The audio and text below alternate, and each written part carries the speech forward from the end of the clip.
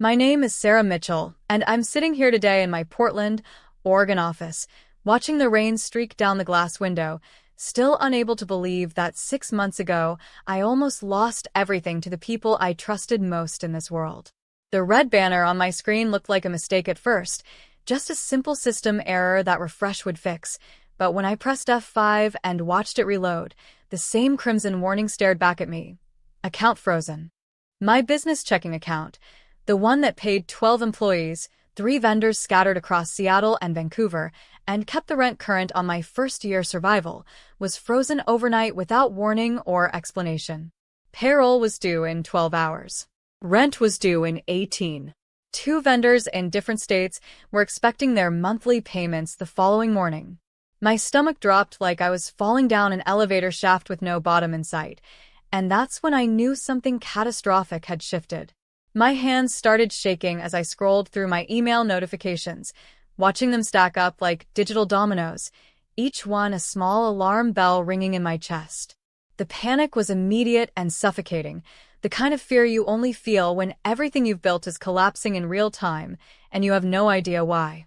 I took a breath, stared at that frozen account balance for what felt like an eternity, and then I made the call that would change everything. I called my father. The line rang twice before he picked up, and I remember the sound of the television in the background, some financial news program discussing market trends in the healthcare sector, and then came his voice, measured and calm, far too calm for a man whose daughter was having a full financial meltdown. "Hi, honey," he said, like we were discussing the weather instead of my life imploding. I told him about the freeze, about the payroll due tomorrow, about the fact that I had no explanation and no way to access the money that rightfully belonged to my company and my employees. There was a pause, that specific kind of pause that lasts exactly 3 seconds but feels like 3 minutes, and then he said something that made my blood run cold. "Oh, that account? Did you check the mail?" That's when my mother's voice cut through in the background, sharp and deliberate. "We're just concerned, Sarah. You know about the loan. If you're listening right now, help me prove something wrong." My mother said I wouldn't even reach 1,000 subscribers, but I believe stories like this deserve to be heard. Help me show her that these tales matter. Please subscribe to all of Revenge Stories, and let's keep breathing life into stories that were never meant to stay silent. Now, let's continue. I've replayed that moment in my head thousands of times since then, and every single time I reached that same conclusion, there was no anger in their voices, no raised inflection or dramatic accusation. What made it infinitely more terrifying was the absence of emotion, the cold professionalism they deployed like a weapon. This wasn't a family fight. This was calculated. This was a plan that had been executed with surgical precision, and I was only now discovering it existed. I arrived at the Portland branch of Cascade Bank 30 minutes later, soaking wet from the spring rain, my hair dripping down my back, my hands still shaking as I approached the counter where I'd spent the last 18 months doing business. The lobby smelled like coffee and expensive leather, like money and stability, and yet I felt completely unmoored, like I was drowning in the middle of a calm swimming pool. The banker I'd worked with regularly, a man named David Chen who managed our small business accounts, saw me walk in, and his expression shifted almost immediately. He recognized the panic in my stride, the way my eyes darted around the lobby, and he gestured me toward his office without a word. We sat down across from each other, his desk between us like a barrier, and he pulled up something on his computer that made the color drain from my face. "Sarah," he said carefully, choosing his words with the precision of someone defusing a bomb, "someone filed a lien against your business account. A Uniform Commercial Code filing, a UCC one. It's legally binding, which is why the system froze your access automatically." I felt my throat tighten. A UCC one is essentially a security agreement used to claim collateral in case of default. It's how banks protect themselves when they lend money. It's also how family members destroy each other when they decide they want to take control. "Who filed it?" I asked, and my voice sounded like it was coming from somewhere very far away. David turned his monitor slightly, so I could see the document clearly. "That's where it gets interesting," he said, and I noticed his jaw tightening, the micro-expression of concern that professional bankers are trained to suppress. The filing signature doesn't match any authorized signatory we have on file. And there's another issue. The address listed here, he pointed to a line on the form. This is your company's address. But this one, he moved his finger down. This is a personal residence address. It's local to Portland. My heart rate spiked. I knew that address. I'd driven past it 1,000 times. It was my parents' house, the same place I grew up, the same neighborhood where I'd learned to ride a bike on the sidewalk in front of their colonial home, where my mother had hosted countless dinner parties, where we'd celebrated birthdays and holidays and pretended to be a family. The banker continued, his voice steady but grave. The concerning part, and the reason I called you in immediately instead of just flagging it in the system, is that this signature appears to be altered. Not dramatically, but noticeably. The ink pressure is different than the authentic signature we have on file from your company formation documents. Someone tried to forge your signature. I felt something inside me shift. This wasn't a mistake. This wasn't miscommunication or a misunderstanding. This was fraud. This was my parents, in a house I'd grown up in, sitting at a kitchen table that had hosted countless family dinners, committing fraud against their own daughter to try to seize control of a business they had nothing to do with. The investigation that followed was nightmarish. I hired a lawyer named Patricia Hoffman, a sharp woman in her 50s who'd studied business law at the University of Washington and had a reputation for being ruthless with corporate fraud cases. She immediately subpoenaed communications between my parents and the bank, filed formal complaints with the Oregon Business Filing Office, and began constructing a timeline that would ultimately span 8 months of planning. What we discovered was methodical. My parents had been monitoring my business for longer than I realized. They'd asked subtle questions about my business structure, my bank, my employees, my revenue. Questions that seemed innocent at the time now felt sinister in retrospect. They'd researched UCC filing procedures online, probably on a computer in Portland, or maybe they'd driven down to Salem and used a public library computer to research it anonymously, covering their digital footprints. They'd obtained a copy of my business formation documents from public records, examined my signature, and then they'd begun the process of forging it onto the UCC-1 form. The motive, when Patricia finally articulated it to me during a meeting in her downtown Seattle office, was almost too twisted to comprehend. My parents had given me a business loan 5 years earlier, before I'd even launched my company. It was $50,000, a gift wrapped in legal language, money that was supposed to help me get started, but that came with conditions attached like invisible chains. Those conditions stipulated that if my business ever achieved significant profitability, they would have claimed to 30% of annual revenues. It was predatory lending disguised as parental support. When my business started actually succeeding, when I'd managed to build something real and profitable in Portland's competitive marketplace, when I'd stopped needing their money and could operate independently, they panicked. Rather than let their investment go unrewarded, rather than allow me to have success that existed separate from their control, they decided to take everything. The UCC-1 filing would have forced a sale of the business, which in their scenario would have happened at distressed prices, likely to a buyer they'd already prearranged.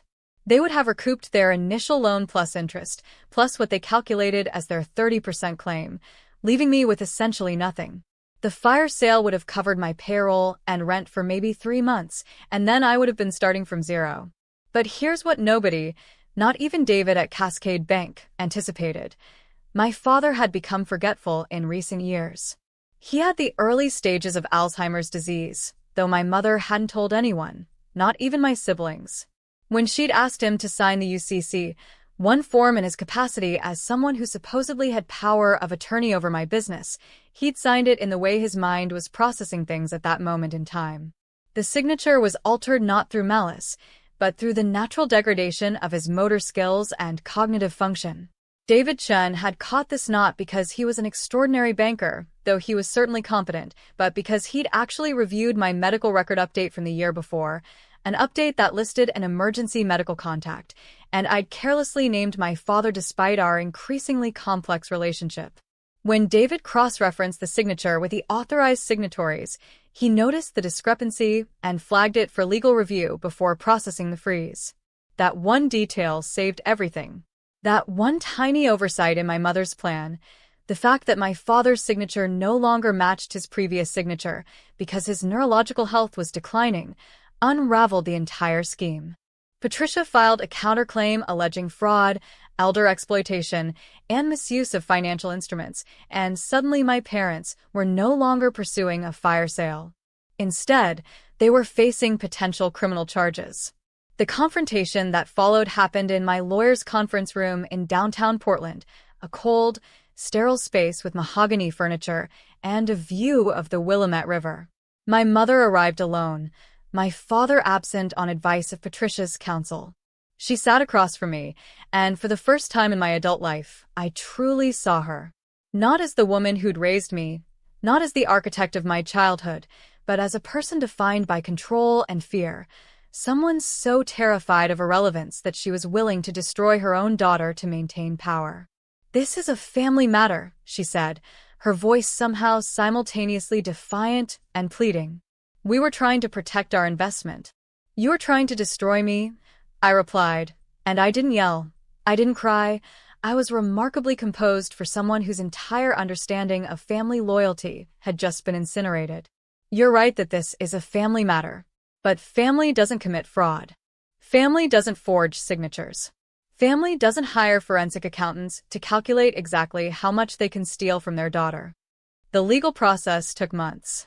My parents eventually agreed to a settlement that involved relinquishing all claims to my business, repayment of specific amounts that Patricia calculated they owed, and a formal acknowledgement of the fraud, though they refused to admit criminal intent. My father's cognitive decline became more apparent as the process unfolded, and I made the decision not to pursue criminal charges against him specifically, though I could have. My mother was another matter entirely. She was culpable, deliberate, and calculated. She'd exploited my father's medical condition to accomplish her goals, and that was something I couldn't forgive. We don't speak anymore, and we probably never will again. What I learned from this experience extends far beyond the specifics of UCC filings and business law.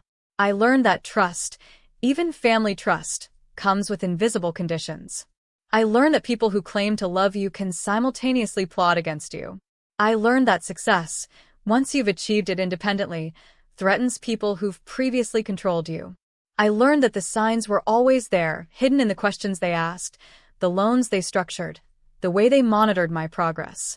I'd simply been too grateful, too eager to please, too desperate to believe that my parents loved me more than they feared losing control. I also learned the value of detail. One signature discrepancy.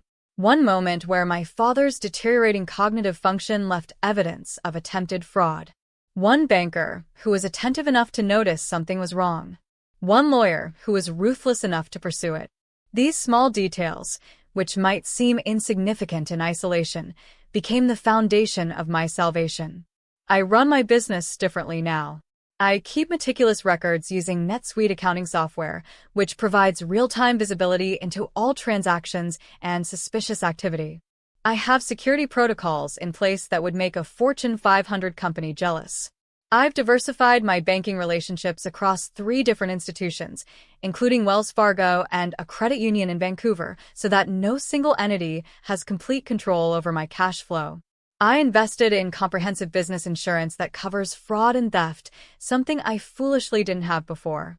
I take cybersecurity seriously, using biometric authentication and 2-factor verification on all sensitive accounts. Every quarter, I have Patricia review my legal structure and my agreements to ensure nothing is vulnerable to exploitation. I'm hypervigilant about the people I let into my business, and I maintain relationships with professional advisors who are positioned outside any family dynamics. Some people think I've become paranoid. I don't see it that way. I see it as having learned an expensive but valuable lesson about the importance of systems, documentation, and professional protection. I see it as understanding that the world is full of people who will exploit any advantage they can identify, and that family designation doesn't exempt anyone from that reality. The business itself has thrived. In the 2 years since my parents attempted their fire sale, revenue has increased by 314%. I've expanded from Portland into Seattle, tackling the competitive Washington market and establishing subsidiary operations.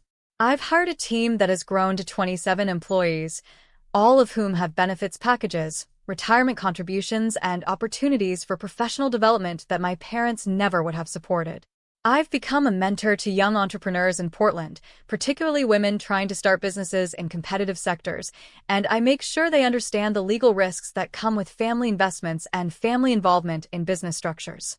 I often wonder what my mother thinks about all of this now. Does she watch from her house in Portland, seeing news of my success, feeling that gnawing regret that comes from losing control? Does she ever acknowledge to herself that her attempt to crush me accomplished the opposite, that it freed me from the burden of trying to maintain her approval? I don't know the answer, and increasingly, I don't care. What I care about is that my business is secure, my employees are protected, my reputation is intact, and I've constructed a life that doesn't depend on anyone else's validation or control. The last time I heard from my father was through a letter sent by his caretaker. He'd reached the stage of Alzheimer's where long-term memory was beginning to fade, and I'm not certain he fully understood the role he'd played in the attempted fraud.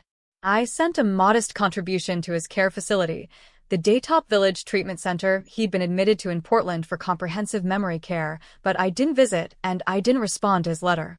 That might sound cold to some people, but it was the only boundary I could establish that made sense for my own mental health and stability. Some relationships, once they're damaged by betrayal at that level, can't be restored. They can only be mourned, processed, and released. This entire experience has given me a perspective on family that would have seemed impossibly cynical to me 5 years ago. I understand now that blood relation is simply biology, not a guarantee of loyalty, support, or ethical behavior. The family you choose, the people you build relationships with based on mutual respect and shared values, those are the relationships that matter. I've chosen advisors, employees, friends, and mentors who demonstrate character through their actions. Those are my real family now. The story doesn't end with some miraculous reconciliation or a touching moment where my parents realized their mistakes and we all learned to communicate better. Life isn't a Netflix documentary.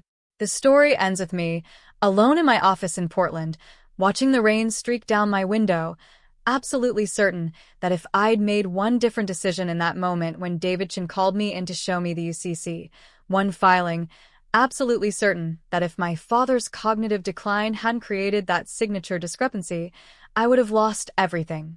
The banker noticed one fatal detail, and that detail saved my life. My business survived, my reputation survived, my independence survived. But my family didn't. And as I've come to understand in the months and years since, that was perhaps the necessary price for everything else.